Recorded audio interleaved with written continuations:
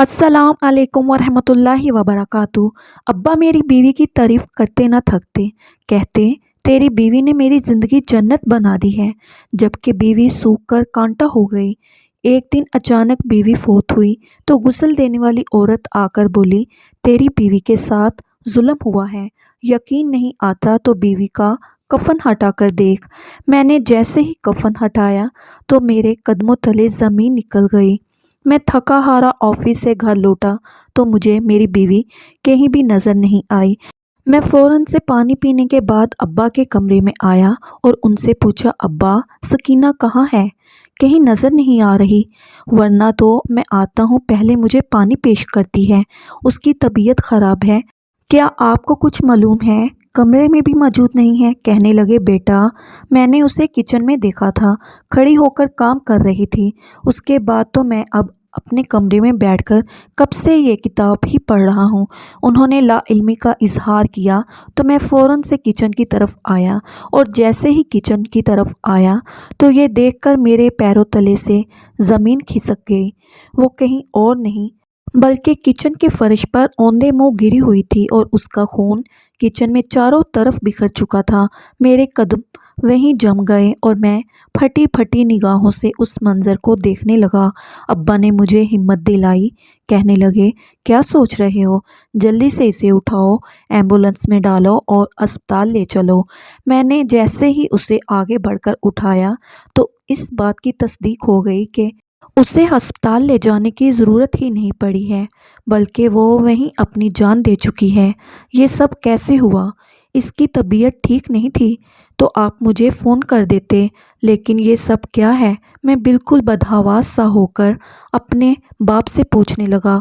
वो भी ये सब देखकर रोने लगे। कहने लगे, मुझे खुद मालूम नहीं है। अगर मुझे मालूम होता तो क्या मैं इसे ऐसे मरने देता? उन्होंने मुझे हौसला दिया, हिम्मत करने का कहा। मैंने किचन साफ़ किया और फिर उसकी माँ को इतला दी। रिश्तेदार आहिस्ता आहिस्ता आने लगे। मैं गम से निढाल था। अपनी जान से प्यारी बीवी को यूं मनो मट्टी तले दबने के लिए तैयार करना, उसके लिए बहुत हौसला चाहिए था, जो उस वक्त मेरे अंदर बिल्कुल भी मौजूद नहीं था। मैं एक जगह बैठकर सारा इंतज़ाम देखता रहा। रिश्तेदार इंतज़ाम करने लगे और मैं खामोशी से अपनी बीवी की मैयत के पास बैठकर उसका हाथ अपने हाथ में लेकर काफ़ी देर तक यूं ही रोता रहा। अचानक मेरे वालिद साहब ने मुझे आवाज़ दी और कहने लगे, बेटा हिम्मत करो, गुस्ल का वक्त हो गया है। गुस्ल के लिए औरतों को मैंने बुला लिया है, वो इसे गुस्ल देंगी। मैं वहीं अब्बा के पास बैठ गया और औरतों ने वो कमरा बंद करके मेरी बीवी को गुस्ल देना शुरू कर दिया। थोड़ी ही देर बाद मुझे किसी ने पुकारा। मैंने हैरानी से चौंक कर पुकारने वाले की तरफ देखा तो क्या देखता हूँ कि गुस्ल करने वाली औरत मुझे बुला रही है और कह रही है कि इस औरत का शोहर कौन है, मुझे उससे ज़रूरी बात करनी है। अब्बा ने ये सुना तो हैरान रह गए। कहने लगे, जाओ उसकी बात सुनकर आओ, क्या कहना चाहती है। मैं मरे मरे कदमों से चलता हुआ उसके पास गया और कहने लगा, क्या बात है, आपने मुझे क्यों बुलाया है? जवाबन वो मुझे अंदर ले गई और मेरी बीवी की मैयत के पास खड़ा करके मुझे कहने लगी, क्या तुम बहुत ज़्यादा जालिम शोहर थे? तुम्हारी बीवी की हालत तो देखो, गुस्ल देते हुए हमारे दिल तड़प रहे हैं। उसकी क्या हालत होगी? इस कदर तशद्दुद इस पर किसने किया है? उसकी बात सुनकर मेरे औसां ख़त्म हो गए और मैं खाली खाली निगाहों से उसकी तरफ देखने लगा। मुझे यूं बेयकीन देखकर उसने कहा, अगर तुम्हें यकीन नहीं आता हमारी बात पर तो हटाओ इस कफन को और देखो अपनी बीवी की हालत। ऐसा लगता है कि जैसे किसी ने इसे बहुत ज़्यादा तशद्दुद का निशाना बनाया है और अब वो इस दुनिया से अगर गई है तो इसी वजह से गई है कि वो ज़ख्मों की ताब ना ला सकी। क्या तुम्हें इस बात की खबर है या तुम अनजान थे कि तुम ही उसके पीछे हो? उसने कड़ी नज़रों से मेरी तरफ देखकर कहा तो मैं एक लम्हे के लिए दंग रह गया। मुझे बिल्कुल भी अंदाज़ा नहीं था कि वो औरत जो गुस्ल देने के लिए यहाँ आई है वो ये इंकशाफ करेगी। میں فوراً سے آگے بڑھا اور جیسے ہی کفن اٹھا کر اپنی بیوی کو دیکھا تو میرے بدترین خدشے کی تصدیق ہو گئی۔ اس کے جسم پر جا بجا تشدد کے نشانات موجود تھے اور کئی جگہ پہ زخم اتنے گہرے تھے کہ میں اندازہ بھی نہیں کر پایا یہ سارے زخم مجھ سے کیوں اوجھل تھے۔ مجھے کچھ سمجھ نہ آیا۔ میں وہیں بیٹھ کر رونے لگا اور پھر ماضی میری آنکھوں کے سامنے اپنی پوری شدت سے حملہ آور ہوا۔ میں نے گھٹنوں میں اپنا سر دے دیا اور اپنے ماضی کو یاد کرنے لگا۔ پچھلے کچھ دنوں سے مجھے میری بیوی کچھ کہنا چاہ رہی تھی اور میں اس قدر آفس کے کاموں میں الجھا ہوا تھا کہ نہ اس کی بات پر دھیان دے سکا اور نہ اس کے وجود پر ایک نظر کر سکا۔ اگر میں پہلے ہی اس کے وجود کی طرف دیکھ لیتا تو شاید یہ سب کچھ نہ ہوتا۔ میرا رواں رواں کانپ اٹھا اور میں ماضی کو یاد کرنے لگا۔ میں علی حسن اپنے والدین کا اکلوتا بیٹا ہوں۔ جب سے آنکھ کھولی تو خود کو ہمیشہ لاڈلا ہی پایا۔ جب 6 سال کا ہوا تو مجھ پر قیامت ٹوٹ پڑی۔ میرے والد صاحب کا انتقال ہو گیا۔ ان کی خواہش تھی کہ وہ مجھے ڈاکٹر بنانا چاہتے تھے لیکن ان کے مرتے ہی تمام رشتہ داروں نے اپنی آنکھیں پھیر لیں اور میری ماں نے بہت مشکل وقت دیکھا۔ اپنے میکے میں آ گئی۔ نانا اور نانی کو تو کوئی مسئلہ نہیں تھا لیکن ماموں اور ممانی نے امی کا جینا حرام کر دیا۔ میں اس وقت صرف 7 برس کا تھا۔ امی کے بقول دوسری شادی وہ کیسے کرتی کہ دوسری شادی کرنے پر ان کا شوہر مجھے قبول نہ کرتا اور وہ مجھ سے ہرگز بھی جدائی برداشت نہیں کر سکتی تھی۔ ان سے جدائی کا سوچتا تو میری بھی حالت غیر ہو جاتی۔ 7 سال کی عمر میں میں نے اپنی ماں پر بے تحاشا ماموں اور ممانی کا تشدد دیکھا۔ وہ جسمانی طور پر تو تشدد میں مبتلا نہیں کرتے تھے لیکن زبانی طور پر وہ انہیں بہت زیادہ ایذا پہنچاتے تھے اور یہ میری برداشت سے باہر تھا۔ نانا اور نانی بھی ماموں مامی کے رحم و کرم پر تھے۔ انہی کے پیسوں سے گھر چل رہا تھا اور وہ بوڑھے انسان ان کی دی گئی نعمتوں کا فائدہ اٹھا رہے تھے اس لیے ان کے سامنے بولنے سے مجبور تھے۔ کبھی کبھی نانا جان روتے ہوئے میری امی کے سامنے ہاتھ جوڑ دیتے اور کہتے مجھے معاف کر دینا شبانہ، میں نے بہت کوشش کی کہ تم پر یہ ظلم نہ ہو سکے لیکن ہم مجبور ہیں اور اس گھر پر اب تمہارے بھائی کا راج ہے اس لیے مجھے معاف کر دو۔ میں تمہاری ویسی حفاظت نہیں کر سکا جیسے ایک بیٹی کی کرنی چاہیے۔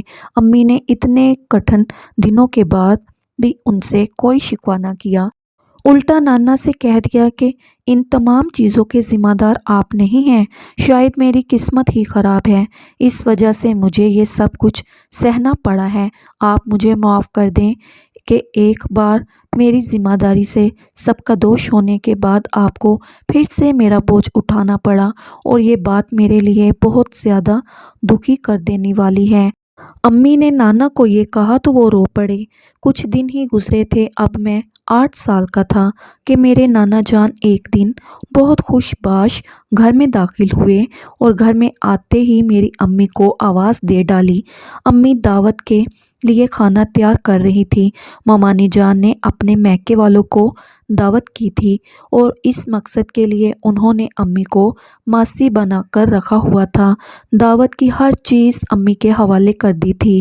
امی اسی حوالے سے کچن میں موجود کھانا بنانے لگی تھی کہ نانا جان نے انہیں پکارا اور کہنے لگے شبانہ، تمہاری آزمائش کے دن ختم ہو گئے ہیں، میں نے تمہاری دوسری شادی کروانی ہے، میں نے تمہارے لیے بہت اچھا رشتہ دیکھ لیا ہے، تم اس بار انکار مت کرنا کیونکہ جو زندگی تم یہاں گزار رہی ہو وہی اگر تم اپنے شوہر کے گھر گزارو گی تو تمہیں بالکل بھی افسوس نہیں ہوگا۔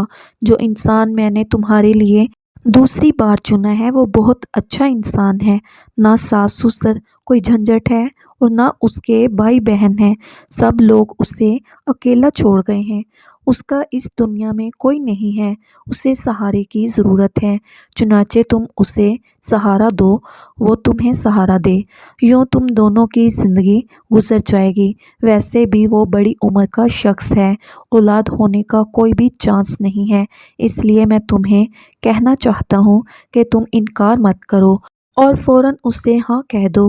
میں نے جب نانا جان کی یہ بات سنی تو خوف سے کانپنے لگا۔ میرے ذہن میں تو یہی تصور تھا کہ سوتیلا باپ بہت زیادہ ظالم ہوتا ہے اور چھوٹے بچوں پر ہاتھ اٹھاتا ہے، انہیں کبھی اپنا سگا نہیں مانتا۔ میں نے یہ بات سنی تو فوراً سے بھاگ کر اپنے کمرے میں آ گیا اور اونچی اونچی آواز میں رونے لگا۔ میری ماں نے جب یہ دیکھا تو فوراً سے نانا سے انکار کر دیا، کہنے لگی میری زندگی جتنی ہے اب یہی گزاروں گی، چاہے کوئی مجھ سے جیسا بھی سلوک کرے، مجھے کوئی فرق نہیں پڑتا، اب تو میری عادت ہو گئی ہے، اور دوسرا میری دوسری شادی کی عمر نکل چکی ہے، میں شادی ہرگز نہیں کرنا چاہتی، میں اپنے شوہر کے ساتھ ابھی تک وفادار ہوں تو کسی اور کو اپنی زندگی میں شامل نہیں کرنا چاہتی ہوں، اور میرا بچہ بھی بہت زیادہ خوف زدہ ہو گیا ہے، اسے اس حالت میں دیکھ کر میں کیسے شادی کر لوں اور اس کا دل کچل دوں، مجھ سے یہ سب نہیں ہوگا۔ جب میری ماں نے نانا جان کو صاف جواب دے دیا تو اب نانا جان کا رویہ بھی میری امی کے ساتھ بہت حد تک برا ہو گیا۔ انہوں نے امی سے صاف اور واضح طور پر کہہ دیا، یا تو تمہیں شادی کرنی ہوگی یا پھر اس گھر کو چھوڑ کر تم ہمیشہ ہمیشہ کے لیے چلی جاؤ، کیونکہ اب اس گھر میں تمہاری کوئی جگہ نہیں ہے۔ شاید نانا جان کو ماموں جان نے بہت زیادہ زور دیا تھا کہ وہ امی سے یہ سب کہیں۔ امی روتی رہیں، یہاں تک کہ مجبور ہو کر انہیں شادی کرنی پڑی، کیونکہ ہمارے پاس رہنے کا کوئی اور ٹھکانہ نہیں تھا۔ جو گھر تھا ابو کا وہ رشتہ داروں نے ضبط کر لیا تھا، اور امی میں اتنی طاقت نہیں تھی کہ وہ ان تمام مضبوط رشتہ داروں سے لڑ سکیں۔ چنانچہ انہوں نے اپنا دل بڑا کیا اور ایک رات مجھے اپنے پاس بلا کر کہنے لگی، بیٹا تمہاری ماں بہت زیادہ مجبور ہے، اس کے پاس اور کوئی چارہ نہیں ہے، نہ کوئی ٹھکانہ ہے، تمہیں چھت دینے کے لیے بھی مجھے یہ فیصلہ کرنا پڑ رہا ہے۔ تم کبھی بھی مجھ سے بدگمان نہیں ہونا، بلکہ یہ بات ہمیشہ یاد رکھنا کہ تمہاری ماں تم سے بہت زیادہ محبت کرتی ہے اور ہمیشہ تمہارا تحفظ کرتی رہے گی، تمہیں کبھی کسی کے ظلم کا نشانہ نہیں بننے دے گی۔ یہ سنا تھا کہ میں ان سے لپٹ کر رونے لگا۔ میں اس وقت 10 سال کا ہو چکا تھا۔ یوں امی نے دوسری شادی کر لی اور میری زندگی بدل کر رہ گئی۔ امی کی شادی ہوتے ہی میری زندگی میں مشکلات آنا شروع ہو گئیں۔ میرے سوتیلے باپ کو مجھ سے کوئی محبت نہیں تھی، محبت ہو بھی کیسے سکتی تھی کہ میں اس کی سگی اولاد نہیں تھا۔ وہ اکثر مجھے طعنے دیتے رہتے اور امی کو انہوں نے یہ کہنا شروع کر دیا کہ اس کو پڑھائی کرانے کے بجائے کام پر لگاؤ تاکہ گھر کا خرچہ بھی نکل سکے، میں جو کماتا ہوں وہ تم پر خرچ کر سکتا ہوں لیکن اس کی پڑھائی پر خرچ نہیں کر سکتا، بلکہ تمہیں تو اس کے دھدیال سے اس کا خرچہ لینا چاہیے۔ امی پر انہوں نے جب زور دینا شروع کر دیا تو امی ایک بار میرے دھدیال بھی گئیں اور وہاں سے ان لوگوں نے امی کو ذلیل کر دیا کہ دوسرے شوہر کے کہنے پر آ کر تم ہمارے خلاف محاذ کھول رہی ہو۔ اول تو وہ میری امی کی دوسری شادی کے ہی خلاف تھے، انہیں پتہ چلا تو وہ لوگ غصے سے آگ بگولا ہو گئے اور امی کو یوں واپس آنا پڑا۔ سوتیلے باپ کو جب بتایا تو وہ غصے سے چیخنے لگے، کہنے لگے تم اب اس کو اگلے دن اسکول نہیں بھیجنا، میں حرام کے پیسے نہیں کماتا کہ اسے بھی پڑھا سکوں۔ امی نے جب یہ سنا تو پہلی بار اپنے دوسرے شوہر کے خلاف آواز اٹھائی، کہنے لگی اگر آپ کو اس سے اتنا ہی مسئلہ ہے تو آپ مجھ سے شادی ہی نہ کرتے، شادی کرتے وقت آپ کو اچھی طرح معلوم تھا کہ یہ میرے ساتھ ہی یہاں رہے گا، میں اسے خود سے الگ تو نہیں کر سکتی اور نہ میں اسے کبھی کروں گی، تو بہتر تو یہی ہے کہ یا تو آپ اس حقیقت کو قبول کر لیں یا اگر آپ اس کا خرچہ نہیں اٹھا سکتے تو پھر میں لوگوں کے گھروں میں کام کر کے اپنے بچے کو پڑھانے لکھانے کے قابل بنا دوں گی۔ ان کی یہ بات سن کر مجھے میری ماں کی عظمت کا اندازہ ہوا اور انہوں نے واقعی میں جو کہا وہ کر بھی دکھایا۔ سوتیلے باپ نے جب مکمل طور پر مجھ پر سے ہاتھ اٹھا لیا تو امی ہی تھی جنہوں نے آگے بڑھ کر مجھے اپنے مضبوط پروں میں مضبوط کیا اور میرے لیے لوگوں کے گھروں کے کام کرنے لگی۔ میں نے سوچ لیا کہ کچھ بھی ہو جائے میں اپنی امی کو کبھی رسوا نہیں ہونے دوں گا۔ میں دل لگا کر پڑھتا رہا، یہاں تک کہ میں نے نوکری کر لی تو سوتیلے باپ کا رویہ بھی اب مجھ سے بہتر ہو گیا۔ انہوں نے دیکھا کہ یہ پڑھ لکھ کر ایک اچھی نوکری حاصل کرنے کے چکر میں ہے، تو انہوں نے میری طرفداری کرنا شروع کر دی، جبکہ میں ان کی حقیقت سے واقف تھا۔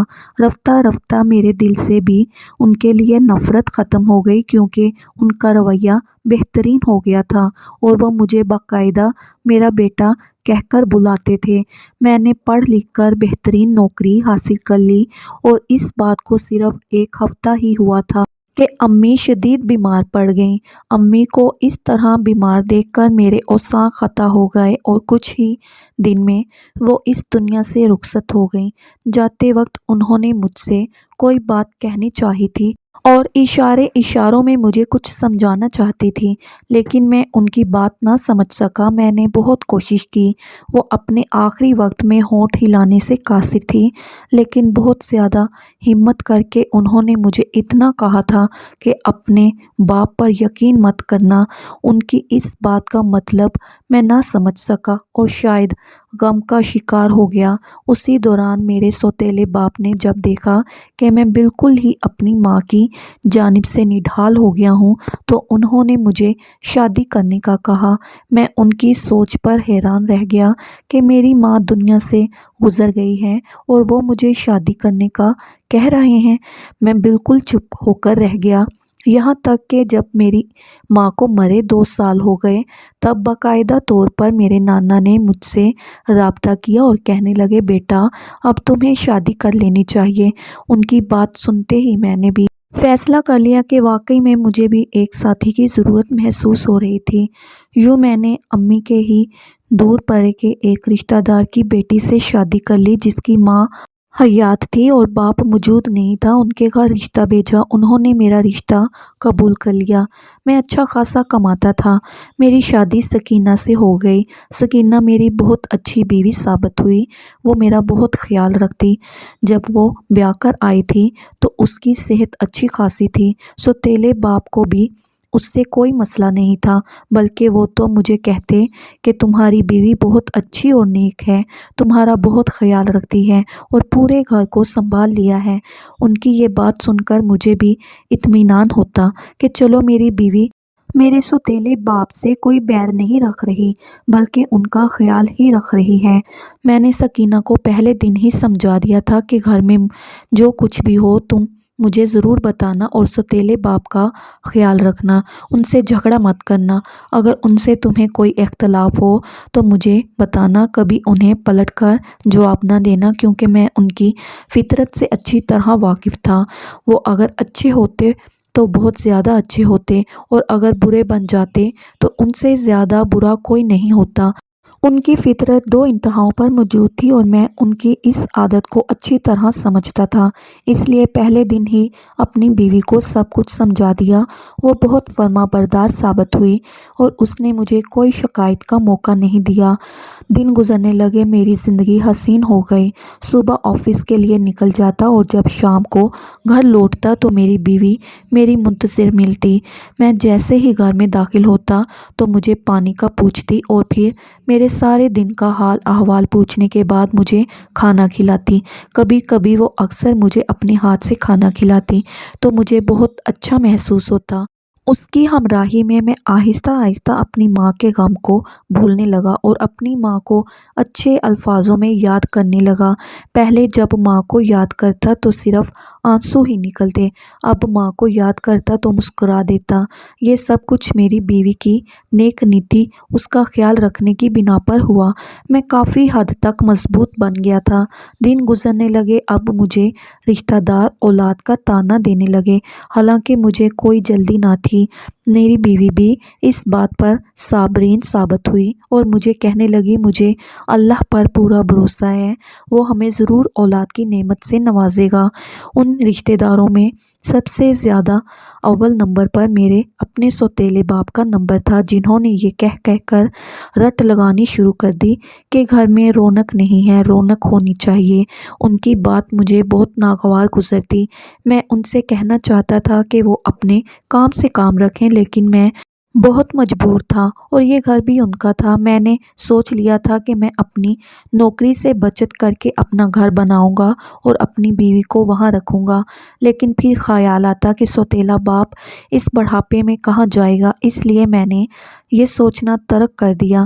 دن بدن میں نے محسوس کیا کہ میری بیوی بہت کمزور ہوتی چلی جا رہی ہے اور کافی حد تک خاموش ہو گئی ہے۔ میں نے اس سے کافی بار پوچھا بھی تو وہ خوف زدہ سی دکھائی دی۔ کہنے لگی، کچھ نہیں ہوا ہے، بس طبیعت سستی رہتی ہے۔ میں نے اسے یہ بھی کہا کہ ہم ڈاکٹر کو دکھا دیتے ہیں، لیکن اس نے میری بات کو ٹال دیا اور پھر 2 دن بعد خود ہی ہنستی خوشی رہنے لگی۔ پھر 1 ہفتے بعد دوبارہ اس کی وہی کیفیت ہو گئی تو میں نے اس بار بھی اس سے پوچھا، اس نے پھر ٹال دیا۔ میں نے سوچا کہ شاید یہ عورت کے موڈ سوئنگز کی وجہ سے ہوتا ہے، اس لیے میں اپنے کام میں مصروف ہو گیا۔ اس دوران میرا سوتیلا باپ میری بیوی کی برابر تعریف کرتا رہا، کہتا رہا تمہاری بیوی نیک ہے اور میرا بہت زیادہ خیال رکھتی ہے۔ ایسا خیال تو شاید میری اپنی بیوی نے بھی نہیں کیا۔ ان کی یہ بات سن کر کبھی کبھی میں تعجب سے ان کی طرف دیکھتا تو وہ بات بدلنے کے لیے کہتے، میرا مطلب ہے وہ میری ہر ایک چیز کا خیال رکھتی ہے، میرے کپڑے دھوتی ہے، میرے کپڑے استری کرتی ہے، وغیرہ وغیرہ۔ لیکن اس دوران ان کی تعریف پر میری بیوی بالکل بھی نہ مسکراتی اور بالکل ایسے رویہ رکھتی جیسے وہ ان سے شدید نفرت کرتی ہے۔ میں نے ان سے پوچھا بھی کہ کیا تمہیں میرے باپ سے کوئی مسئلہ ہے؟ کیا وہ تمہیں تنگ تو نہیں کرتے، باتیں تو نہیں سناتے؟ ان کی فطرت ایسی ہے، اگر کوئی مسئلہ ہے تو تم مجھے بتاؤ، میں حل کر لوں گا۔ لیکن وہ چپ ہو جاتی، کہتی ہے ایسا کچھ بھی نہیں ہے، آپ ایسا نہ سوچا کریں۔ ان دنوں آفس کے کام میں بہت زیادہ مصروف تھا اور اسی کام کی بنا پر میں اس کا زیادہ خیال نہ رکھ پایا۔ وہ دن بدن سوکھتی چلی جا رہی تھی اور مجھے اس کی فکر بھی تھی، لیکن مصروفیت سے ٹائم نکال کر اسے ڈاکٹر کے پاس لے جانا میرے لیے بے حد مشکل ہو گیا۔ میں نے اسے کہا بھی کہ تم اپنا چیک اپ کراؤ، لیکن اس نے ٹال دیا۔ لیکن یہاں تک کہ ایک دن انتہائی مصروفیت کے بعد میں گھر گیا کہ اسے لے جا کر ڈاکٹر کو دکھاؤں گا کہ اسی دوران مجھے ایسا محسوس ہوا جیسے گھر میں کوئی بھی نہیں ہے۔ میں نے اسے آوازیں دیں، وہ موجود نہیں تھی۔ فوراً سے اپنے سوتیلے باپ کے کمرے میں آیا تو کہنے لگے، کچن میں دکھائی دی تھی، تم وہاں جا کر دیکھ لو۔ میں جیسے ہی وہاں گیا تو وہاں بے ہوش پڑی تھی، اوندھے منہ گری ہوئی تھی اور پورے کچن میں اس کا خون پھیلا ہوا تھا۔ یہ منظر دیکھ کر میں کانپنے لگا، زاروں کی طرح رونے لگا۔ اس کے مرنے کی تصدیق ہو گئی تھی اور وہ یوں اچانک مجھے چھوڑ کر چلی گئی۔ سکینہ کی موت نے مجھے بہت زیادہ غمگین کر دیا اور اس کی موت کا غم لے کر میں بھی دنیا سے رخصت ہو جاتا کہ اگر مجھے وہ حقیقت پتہ نہ چلتی جو اس کی موت کی وجہ بنی۔ اس کی میت کو غسل دینے کے لیے عورتیں بلا لی تھیں اور جیسے ہی اس عورت نے مجھے اندر بلا کر جو حقیقت بتائی، اسے سن کر 7 آسمان میرے سر پر آ گرے۔ اس نے مجھے بتایا کہ آپ کی بیوی پر تو کوئی شدید تشدد کرتا تھا، اس کے جسم پر نشانات دیکھیں۔ اس کی بات سن کر مجھے بہت رونا آیا کہ کئی دنوں سے میں اس کے قریب بھی نہیں گیا تھا۔ آفس کے کاموں میں مصروف ہونے کی بنا پر جب میں گھر آتا تو وہ رات کو سو جاتی تھی اور اس کی نیند خراب کرنے کے خیال میں اس کے قریب بھی نہ گیا۔ اب اس کے جسم پہ یہ نشانات دیکھ رہا تھا تو مجھ سے رہا نہ گیا۔ میں وہیں بیٹھ کر اونچا اونچا رونے لگا۔ اس عورت نے مجھے کہا کہ تمہاری بیوی کے ساتھ کوئی بہت زیادہ ظلم کر رہا تھا، اب تم اس بات کی تحقیقات کرو کہ اس کی موت کی وجہ کون بنا ہے۔ میں بالکل چپ ہو کر رہ گیا اور اپنی بیوی کو دفنایا مٹی تلے دبا کر اپنے گھر پر آ گیا۔ میری بیوی کا میکا بھی موجود نہیں تھا۔ ایک ماں تھی جو بیمار تھی اور دوسرے شہر میں اپنے بیٹے کے ساتھ رہتی تھی۔ میری بیوی کو گزرے تیسرا دن تھا کہ جب اچانک ایک دن پڑوسن میرے گھر پر آئی اور کہنے لگی، بھائی صاحب، آپ کی بیوی کا سنا تو بہت افسوس ہوا، میں شہر سے باہر تھی، بہت عرصے سے آپ سے بات کرنا چاہ رہی تھی، لیکن آپ رات کو دیر سے گھر آتے اس لیے بات ادھوری رہ جاتی تھی۔ میں آپ کو ایک بات بتانا چاہتی ہوں، جب آپ گھر پر موجود نہیں ہوتے تب آپ کی بیوی کی رونے چیخنے اور چلانے کی بہت زیادہ آوازیں آتی تھی۔ میں ایک بار ڈر کے مارے آپ کے گھر دیکھنے آئی تو آپ کے سوتیلے باپ نے مجھے بھگا دیا، کہنے لگے ہمارے گھر کی فکر مت کیا کرو اور آئندہ کبھی ایسی کوئی بات کی تو مجھ سے برا کوئی نہیں ہوگا۔ اس لیے میں ڈر کر خاموش ہو گئی۔ میں نے سوچ لیا کہ میں آپ سے بات کروں گی۔ اسی دوران میری ساس کا انتقال ہو گیا تو مجھے گاؤں جانا پڑا۔ اب واپس آئی ہوں تو خبر ملی ہے کہ آپ کی بیوی اس دنیا میں ہی موجود نہیں ہے۔ مجھے بہت زیادہ دکھ ہو رہا ہے۔ اس کی بات سن کر میرا صحیح معنوں میں ماتھا ٹھنکا۔ میں نے اسے خدا حافظ کہا اور اپنے کمرے میں آ گیا۔ مجھے اپنی بیوی کی بہت زیادہ یاد آنے لگی۔ میں نے الماری سے اس کی تصویر نکال کر اسے یاد کرنا چاہا، رو پڑا۔ اسی دوران مجھے ایسا لگا کہ جیسے تصویر سے نکل کر کوئی کاغذ نیچے گرا ہے۔ جیسے ہی میں نے وہ کاغذ اٹھایا تو حیران رہ گیا۔ مجھے پورا اپنا وجود کانپتا ہوا دکھائی دیا۔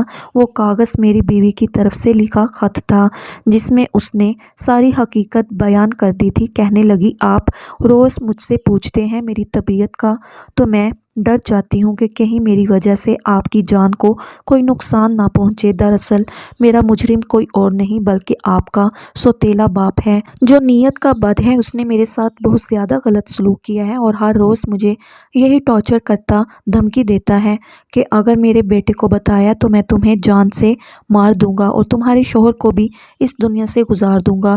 وہ مجھ پر بہت بھروسہ کرتا ہے اس لیے وہ مجھے کبھی بھی مجرم نہیں سمجھے گا، لیکن اصل مجرم آپ کا باپ ہی ہے۔ یہ سننا تھا کہ میں نے وہی کاغذ اٹھایا اور اپنے سوتیلے باپ کے سامنے آ کر سوال جواب کرنے لگا۔ میں نے اس سے کہا کہ سچ بتاؤ، تم ہی میری بیوی کے قاتل ہو نا؟ میری بات سن کر اس کے ہوش اڑ گئے۔ اس سے پہلے کہ وہ کچھ کہتا میں نے آگے بڑھ کر اسے ایک تھپڑ رسید کیا اور دھکا دے کر زمین پر گرا دیا۔ اسی وقت پولیس کو فون کیا اور پولیس کو سارا بیان ریکارڈ کروا دیا۔ پولیس نے اسی وقت میرے سوتیلے باپ کو گرفتار کر لیا اور اس نے میرے سامنے تشدد کے ڈر سے اعتراف کر لیا کہ میں ہی اصل مجرم تھا۔ تمہاری بیوی مجھے بہت پسند آ گئی تھی اور میں اسے ناجائز تعلقات قائم کرنے کی کوشش کرنے لگا۔ وہ بار بار مجھے انکار کرتی رہی، یہاں تک کہ ایک روز شدید تشدد کے بعد میں نے اسے حاصل کر لیا اور پھر اسی بات کو وجہ بنا کر میں اسے دھمکی دیتا کہ اگر اپنے شوہر کو کچھ بھی بتایا تو نہ صرف تمہاری بلکہ تمہارے شوہر کی بھی جان لے لوں گا۔ اگر تمہارے شوہر کی جان پیاری ہے نا تو پھر تم چپ رہنا ورنہ تمہاری زندگی برباد ہو جائے گی۔ وہ مجھ پر ہی یقین کرے گا اور تمہیں چھوڑ دے گا۔ یہ سنتے ہی میں وہیں پھوٹ پھوٹ کر رو دیا اور خود پر افسوس کرنے لگا کہ کاش میں اپنی بیوی کی بات کو توجہ سے سنتا اور اسے ہمت دیتا، آفس کے کاموں میں اتنا مصروف نہ ہو جاتا تو آج وہ میرے سامنے ہوتی۔ اگر یہ حقیقت بھی وہ میرے سامنے کھولتی تو میں اسے کچھ بھی نہ کہتا، لیکن وہ ڈر گئی اور سوتیلے باپ کی دھمکیوں میں آ گئی۔ آج میں اکیلے زندگی گزار رہا ہوں لیکن مجھے سکون ہے کہ مجھے سچ پتہ چل گیا اور وہ خبیث انسان جیل کی سلاخوں کے پیچھے عمر قید کی سزا کاٹ رہا ہے۔ اب میں اکثر اس کی قبر پر جاتا ہوں، روتے ہوئے اس سے معافی مانگتا ہوں کہ شاید مجھ سے ہی کوئی غلطی ہو گئی ہے جس کی وجہ سے وہ مجھ سے دور ہو گئی۔ ایک روز وہ میرے خواب میں آئی اور ہنس کر کہنے لگی اب آپ بھی دوسری شادی کر لیجئے، کب تک میرے غم میں یوں ہی اکیلے پھرتے رہیں گے؟ اس کی بات سن کر میں رو پڑا۔ یوں کچھ ہی عرصے بعد میں نے دوسری شادی کر لی، لیکن آج تک وہ میرے دل میں موجود ہے۔ اسے میرے دل سے کوئی نہیں نکال سکا۔ اس کا مقام میرے دل میں ویسے کا ویسا ہی ہے۔ اس کی جگہ کوئی بھی نہیں لے سکتا۔ بس زندگی کی گاڑی چلانے کے لیے دوسری شادی کی جس سے میرا ایک بیٹا بھی ہے۔ 2 دن پہلے ہی سوتیلے باپ کو پھانسی ہو گئی ہے اور مجھے سکون اترتا ہوا میرے پورے وجود میں محسوس ہوا ہے۔